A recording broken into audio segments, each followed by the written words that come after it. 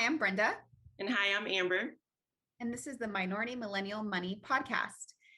The contents of this podcast are informational in nature and are not legal or tax advice, and neither Amber nor I nor Minority Millennial Money is engaged in the provision of legal, tax, or any other advice. You should seek your own advice from professional advisors, including lawyers and tax accountants, regarding the legal, tax, and financial implications of any financial decision you contemplate.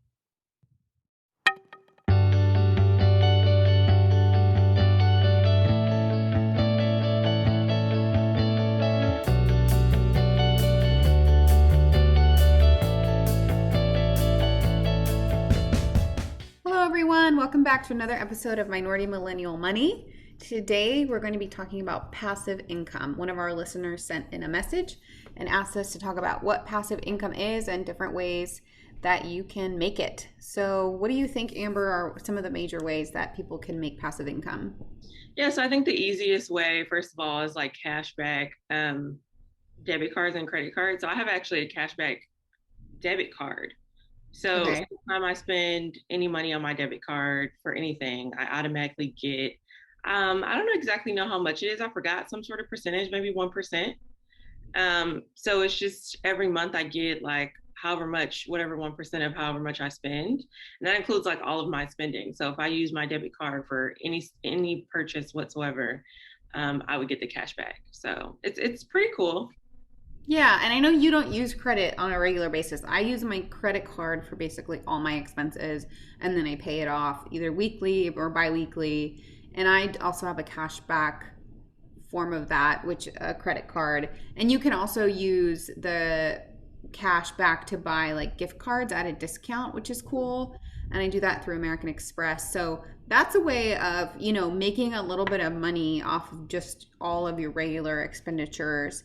So that's like pretty easy for everyone to do. And you can Google like most banks do some form of that. It's really not hard, whether you use debit like Amber does or you use a credit card daily for daily expenses.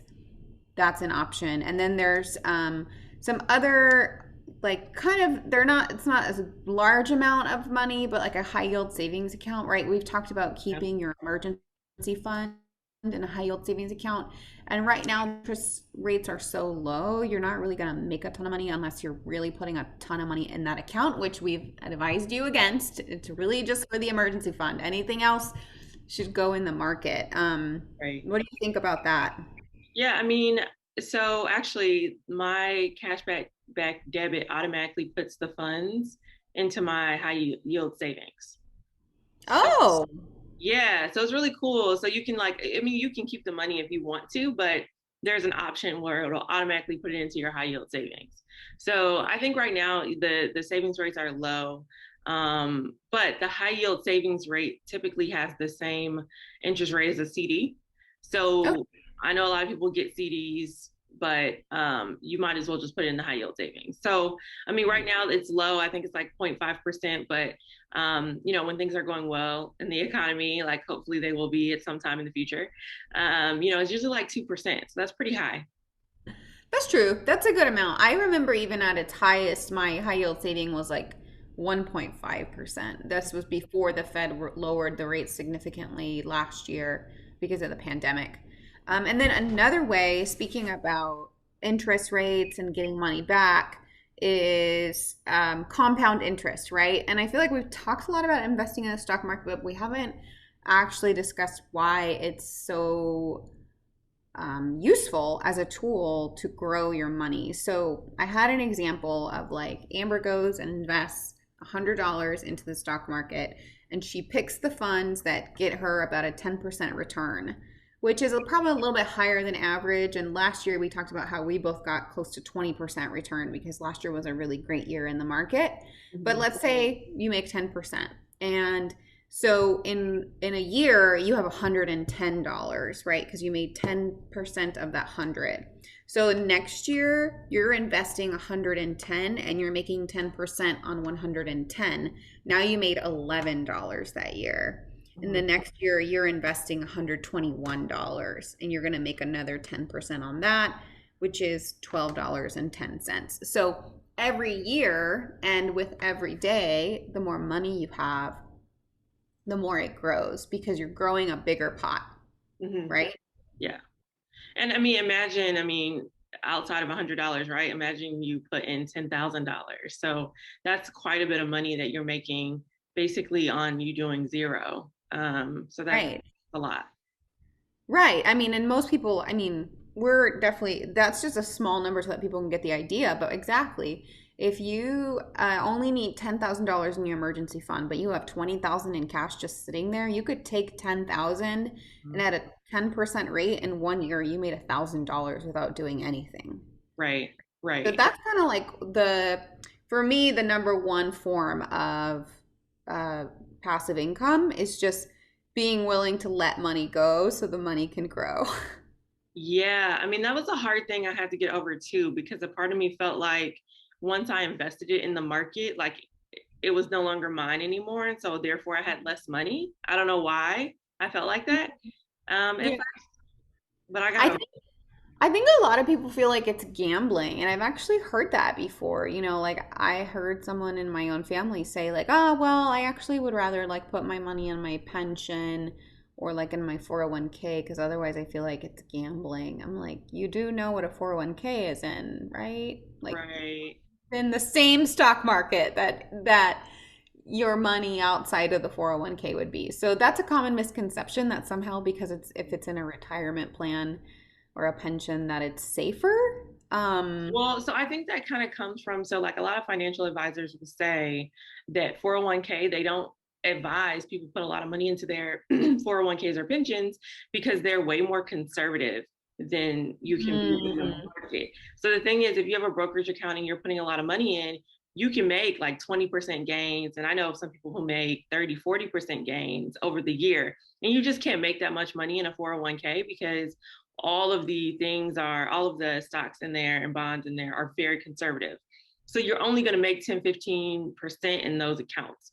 And so that's probably where people don't really understand oh, or what the confusion is about. But there's a lot of people who don't ever invest in their 401k and only invest in the brokerage. And they have more money. right, and they have more risk, Yeah. right? They have more risk. So it's all about risk tolerance. That's true. It's not that 401ks or retirement accounts are not safe, but generally speaking, they don't allow you to quote unquote gamble it, right? Because they want you to have money when you retire. So that's a good point. And then something else that actually a few of my friends on Twitter talk about a lot are dividends, right? Which a dividend is kind of like a reward that the company gives you for investing in them in the first place. So if you invested $100 in a stock company and they had a really high earnings quarter and they want to, give everybody a 2% dividend, then you would get $2 back for investing $100. And then I personally set my Roth IRA and my brokerage account to where all my dividends get automatically reinvested. There is an option to cash them out to like go spend them, which sometimes I want to do. But I click the auto invest button, and that means that the next time that you can buy something, they use those $2. Say a share costs $2, then I could buy another share of that stock. So that's another way to make money on the money. Right. Yeah. I mean, I do that too. It just seems like a no-brainer to auto invest your dividends because it's like, why would you want $2 in your checking? Like, it's just kind of odd. Like, you might as well just add it to your other investments and have your investments make more money. Right. Yeah, it doesn't really make sense. I mean, unless you really need the money, but if you really need the money, then Why are you you're investing? not investing that much. Right, exactly. And then we're going to get to the big one at the end, but right before we get to that one, there is side hustles, which you brought up to me as a passive form of income. And I was like, well, no, a side hustle kind of implies that you're still hustling and you're still being active. So explain to me how it could be passive. So, I mean, I think I've talked on this series about, like my ebook series that I have. Um, Mhm. and I have hard copy books as well. But I mean, so I guess it's semi-passive. I mean, it's obviously active when you're writing ebooks, right? Like you have to spend a lot of time. I've spent days, weeks on, one ebook. But after you write it and publish it, it's out there and you get royalties on it for the rest of your life. So if someone buys my book in 2025, I'll get my royalties in 2025. So, you never know. So I think it's passive income. And a lot of other people do other things to make money, that they would consider like passive income, like small side jobs where, you can make money. Like some people like sell t-shirts or flip things on Mhm. eBay or things like that. Yeah. And I've seen a lot online about like don't try to monetize your hobby, but some people do, and it's like very lucrative. Like I have a couple friends who really enjoy making crafts, and so they make like wine glasses that are decorated or little nursing reel badges, stuff like that. That's like I would be doing that watching TV anyway. So like Right. why not make a few dollars on it? I'm totally for that. Unfortunately, I'm not that creative, so I can't make anything that anyone would buy. But for people who are good at that stuff, I think that's totally great, and some people like that ends up being so lucrative for them that they give up their jobs, because Yeah.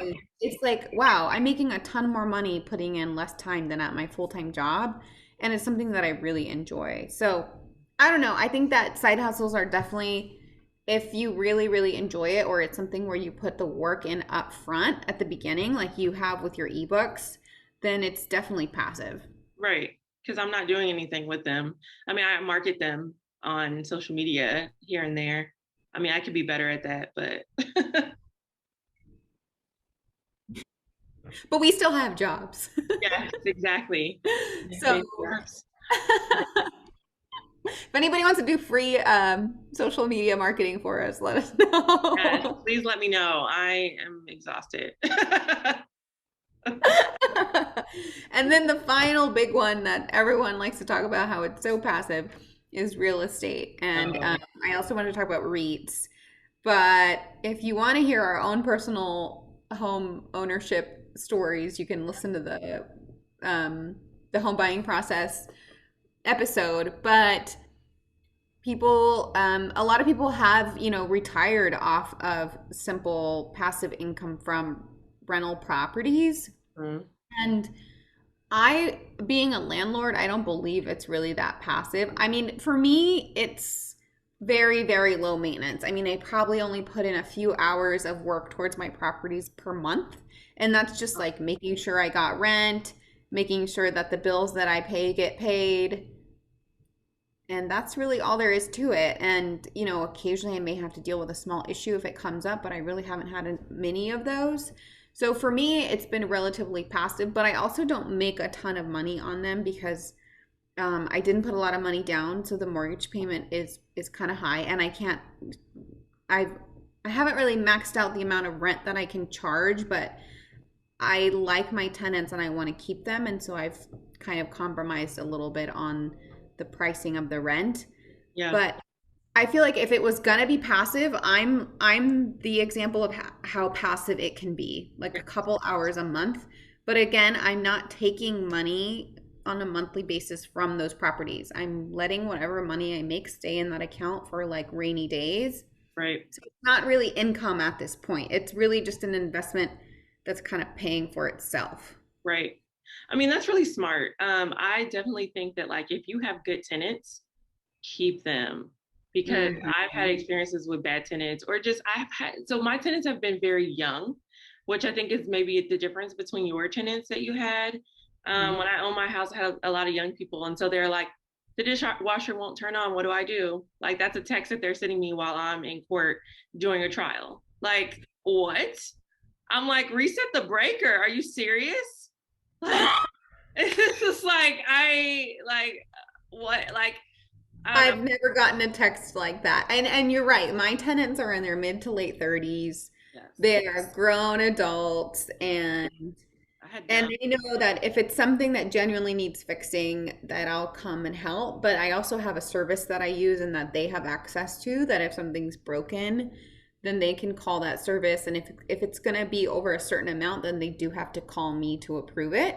But like by that point, it's been resolved, or I mean, the only time I've had to do that, like I've said, is like a plumbing issue that did cost about $1,300, but it was kind of like I have to do it. I don't have a choice. Like the Right. water's not running, Right. you Of know? course. Of course. Yeah. Um, but yeah, no, you're right. It's the tenants is a huge part of it, and I was happy to sacrifice a bit of money to keep them, especially because they paid me all through the pandemic, and I know that wasn't the case for all landlords over the last year. Right. Right. That's another thing, like, thinking that real estate is like such a great way of making income. It's like something like a global pandemic happens and the law is in the favor of tenants. Yeah. You Not have wait. to let them stay living there, and you would not be able to evict them in most states.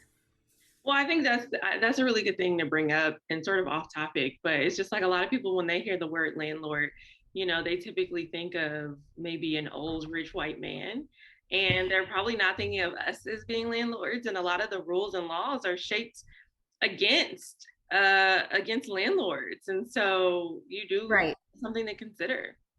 Right, exactly. Definitely look up the landlord laws in your state before you consider becoming a real estate investor. And then the last thing was related to real estate, but something called a real estate investment trust, which is a form of investing in, it's like basically pooling your money with other people, like, to simplify it, like to buy a big apartment building, right? Like the apartment building costs $3 million.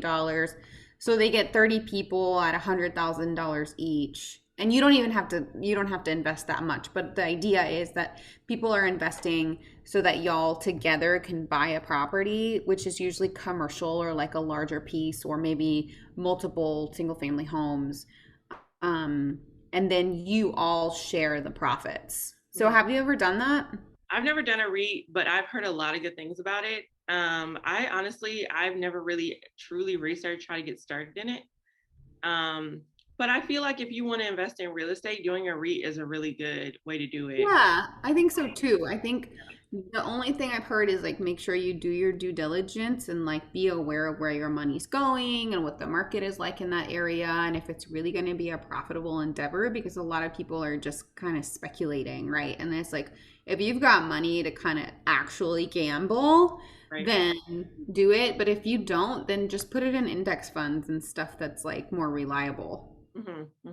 I agree.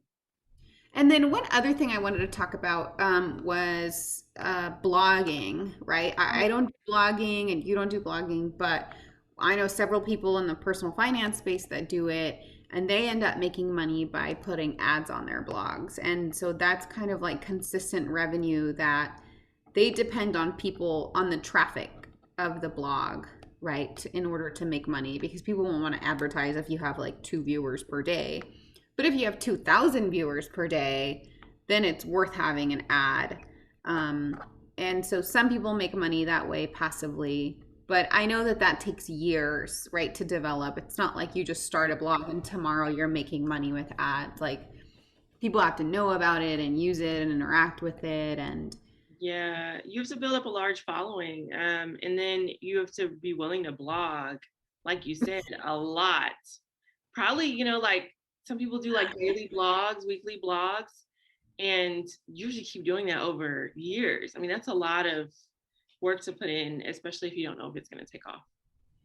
yeah, and I like writing, but I wouldn't want to write. That's like one of those things that it's like a hobby that I don't want to monetize because then Right. I feel like there's all this added pressure Mhm. and it's going to make the experience just not enjoyable to me anymore. Right. I think forced content creation is problematic. That's a great quote. I mean, I just see it all the time because we follow all these people in PF Twitter, and I think Yeah. the other day, like I'm so tired of the faux positivity on this app. Like I said something like that on Twitter, but it's just all these like PF bloggers like today's a great day because I'm making passive income. It's just like shut up. Like this is so annoying and fake, and it's just like I'm so tired of seeing these posts, and it's just like I don't know. Maybe I'm just too cynical for like social media or something, but. Could be, could be. But a lot of us are then. Yeah. Um, Great. Well, those are some forms of passive income that we could think of. If you can think of any others, let us know. And we're always open to ideas about what topics to talk about. So feel free to DM us on Instagram. We're Minority Millennial Money. And then on Twitter, we're MM Money Pod. And our emails are on our website as well. And we'll put all of that in the show notes. Y'all take Yeah. care. Have a good day.